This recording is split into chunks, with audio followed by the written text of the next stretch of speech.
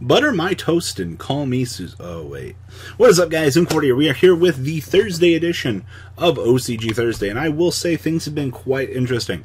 Pot of Indulgence as a tech card is really starting to see a rise in popularity, and it's taken the OCG this long to kind of start abusing Pot of Indulgence. So for those of you that don't know, at the start of your main phase 1, banish 3 or 6 from your extra deck randomly face down. Draw a card from each of the 3 cards you banish this way. For the rest of this turn, after this card resolves, you cannot add cards from your deck to your hand. So this is actually a really, really powerful draw card, and it's a lot safer than Pot of Desires. And you can bet your ass the TCG is going to find a way to dupe this into a secret rare.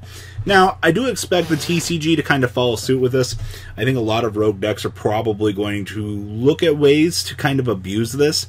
There are a lot of cards and a lot of extra decks that they don't really need, but getting those additional 2 cards at the beginning of your combo, just draw, is really, really good. Like, it's really good, and especially in a deck like...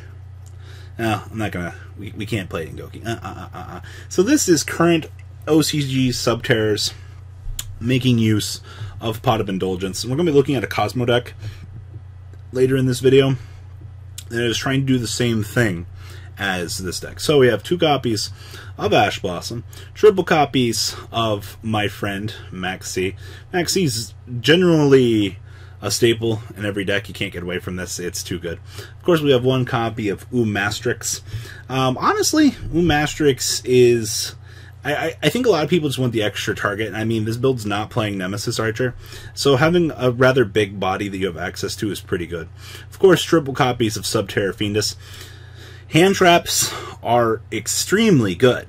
I can't stress this enough. Every time we look at these formats and things like that, a lot of people need to understand that the reason why this deck is good is because of Fiendus and Guru, you know, of course, being the missing piece that kind of brings this deck on home in terms of just that missing consistency piece.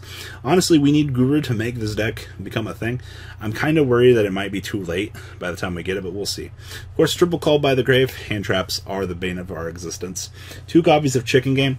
I don't necessarily like the fact that the OCG still has this card at 3. The TCG blatantly outright abused this card with the ability to constantly force your opponent to draw. We've learned our lesson with this. It's not coming back here. Of course, triple copies of Duality and triple copies of Indulgence. No real conflict of interest here because this just excavates. And then, of course, 1 copy of Set Rotation. Field Spells. Give your opponent the Chicken Game. Of course, 1 copy of Terraforming and triple the Hidden City, probably the other best card in your deck for searching, and everything else this card does. Of course, the reason why this deck is actually good is triple goes a match. Having a means to floodgate your opponent is really good. Of course, 2 copies of Judgment, 2 copies of Strike, and 2 copies of Warning. And then, of course, triple of the Subterror Final Battle. Another one of those fantastic clutch cards, kind of brings home the archetype. I mean, being able to just apply 1 of 4 effects, or 3 effects, like, yeah, it's 4, but we don't really care about 3 of them. This card is so good just for what it does. Like, talk about very good archetype design.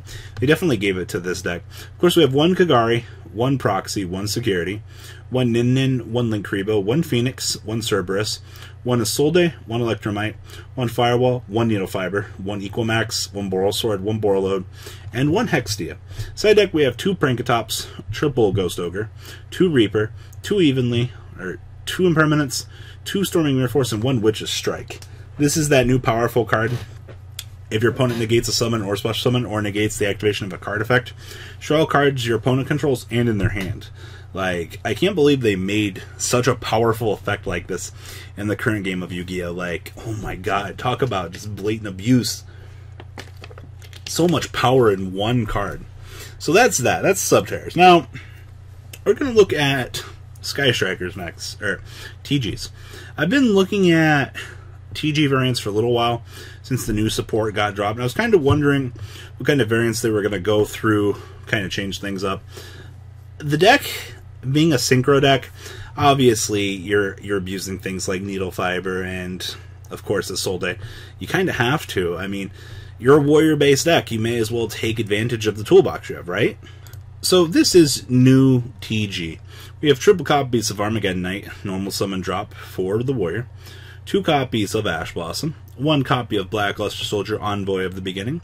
Triple copies of Malicious. I think this card needs to be limited again. 1 copy of Destrudo. 2 copies of Ghost Spell. 1 Glow Bulb. Triple Maxi.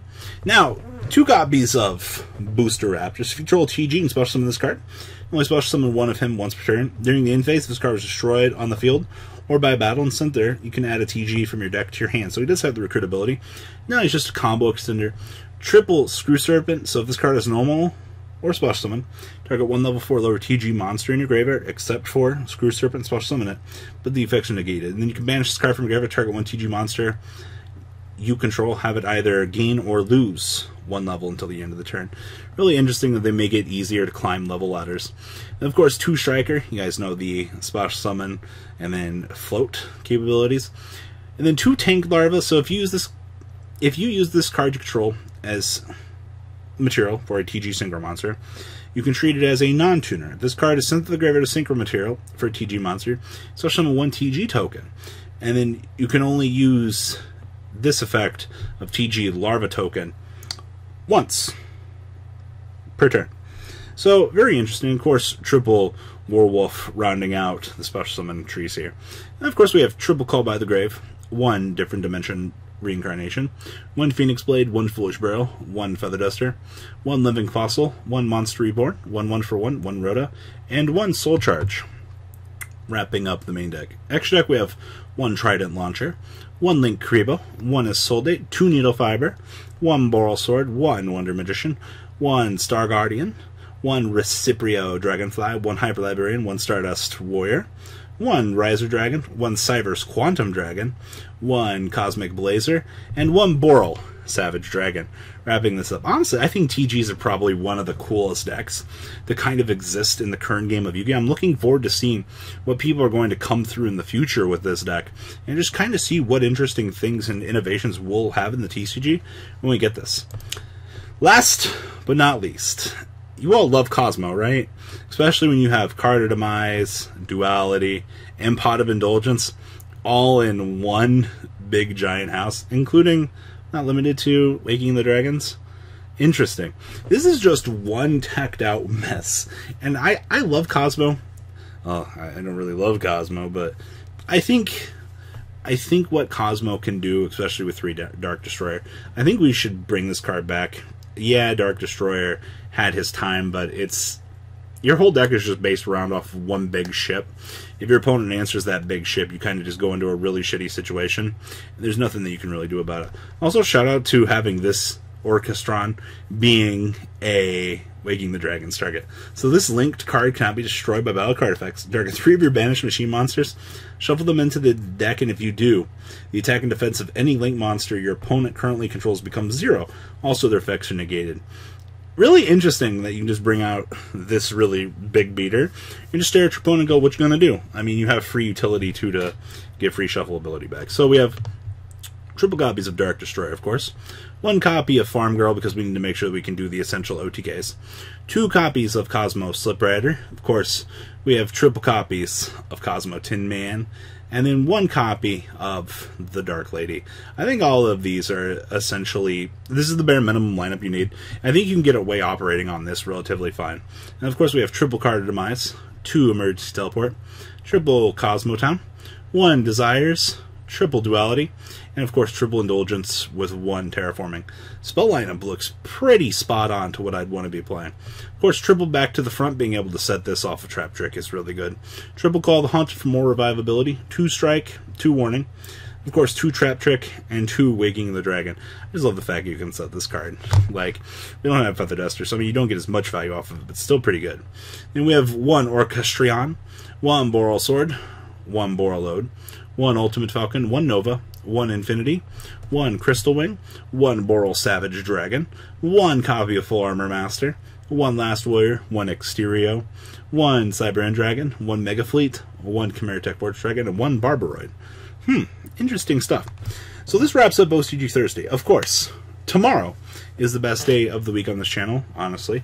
Having full capabilities and full discussions on Marco Watch is one of the things that we kind of love to come and do on this channel every Friday. So sit back, enjoy the rest of the day, and we'll see what else we got coming for you on this channel. See you guys on the flip side. The ride never ends, guys. Make sure you enable those notifications to get the latest videos that are being posted on this channel. Make sure you guys check out VanCole40 for my Cardfight Vanguard channel. And join me and House of Champions on the Zodiac Duelist TV Twitch stream. We'll be interacting with our audiences. And please check out No Limit Gaming and LGTCG.com for the cheapest trading cards on the market. Thanks for watching, guys, and please have a good day.